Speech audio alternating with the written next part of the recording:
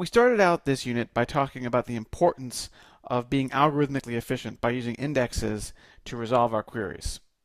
Now the next level of optimization is that we want those indexes to be in memory.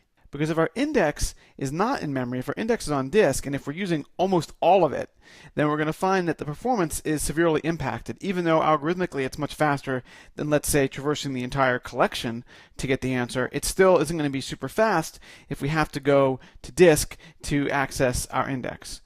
So there's a question, and we're going to talk more about this in the rest of the unit, about working set and how do we keep the most important parts of the data in memory. Well, even more important than keeping the data in memory is going to be keeping the index in memory.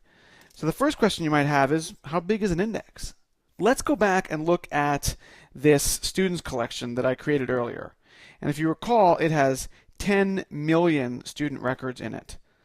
So if we look at that collection, we can get its stats. And you can see that this is db.student.stats, and you can see that the average object in this is 232 bytes, and that overall this thing is using almost 3 gigabytes on disk. And we may not have a computer with 3 gigabytes of memory, but we might have a computer that's big enough to hold our index. So the next question is, well, how big is the index? And the answer is that if we run the command total index size, db.student's total index size, we'll find out the size of the indexes on disk. And the answer is that our index, and we only have one index in this collection, if I recall. Well, I'm actually not sure about that. I'll check in a second.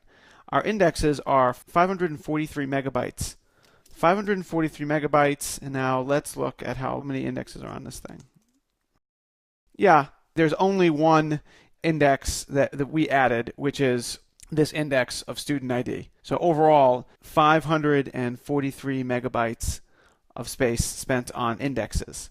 And if we're curious about how much of that is spent on the underscore ID one, I guess what we can do is we'll just drop the index that we created and run it together and find out. This is interesting. I don't know the answer. So I'm just going to remove the index on student ID. And we drop the index, and now we can see it's gone. And let's get our index size. And it dropped by not quite about half to 292 megabytes. So you can see that it looks like for every index that we add to this collection, we have to have over 200 megabytes of available memory if we want to keep all the indexes in memory, or at least the ones we're going to use. And this is important to keep in mind when you're designing your system.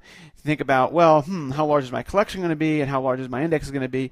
It's kind of a system administrator topic, database administrator topic, but it's good as a developer to just keep it in mind and realize that indexes are not entirely free, that you're going to want to keep them in memory and they can get kind of large, and that they are the single most important determining factor in terms of whether or not you get good performance from a query, whether or not those are in memory. All right, it's time for a quiz. Is it more important that your index or your data fit into memory? Check 1.